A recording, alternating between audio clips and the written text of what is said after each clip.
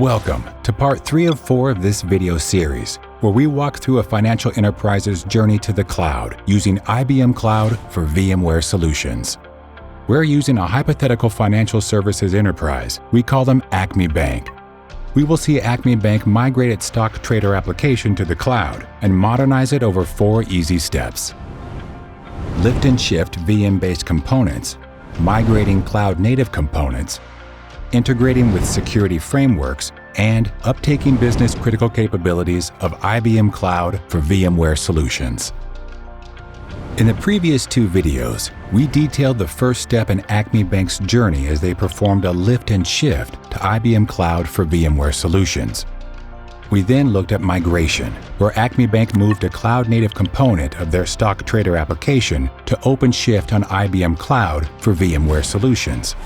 In this video, we'll take you through how Acme Bank's stock trader application is integrated into their Zero Trust and regulatory compliant security network on IBM Cloud for VMware Solutions. Once we deep dive into the workflow, we'll learn just how VMware NSXT data center-based security policies control network traffic across cloud-native and VM-based tiers of the application. So let's get started. The stock trader application contains a set of microservices running on an OpenShift cluster talking to a DB2 database running in a VM. Here you'll notice we've exposed the microservices with a load balancer type service created in NSXT. You'll see the cluster admin has created a default deny all policy to prevent any traffic from accessing the application. Let's begin by looking at the NSXT UI. Here we see all projects have their own segments in NSXT, with the deployed stock trader application on its own separate segment. We can also see the pods comprising the application. They have their own tags, including the Kubernetes labels. This allows us to search and troubleshoot objects in the NSXT console, a very valuable tool. Great.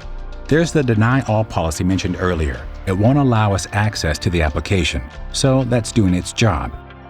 So now let's allow access to the application by configuring an appropriate Kubernetes network policy.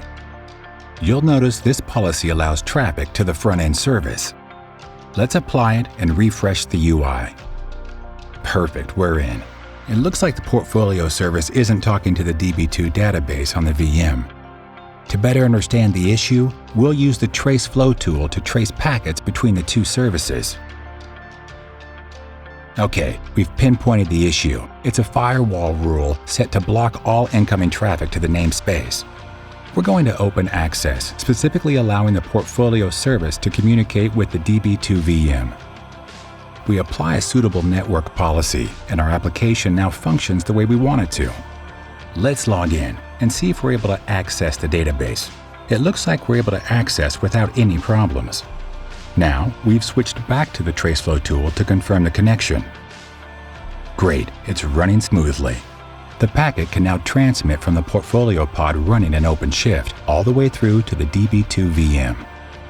It's this level of visibility between traditional VM-based and Kubernetes-based resources that allows teams to analyze every step of the infrastructure. There you have it.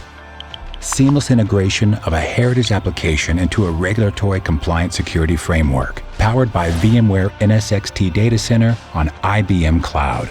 Thanks for watching.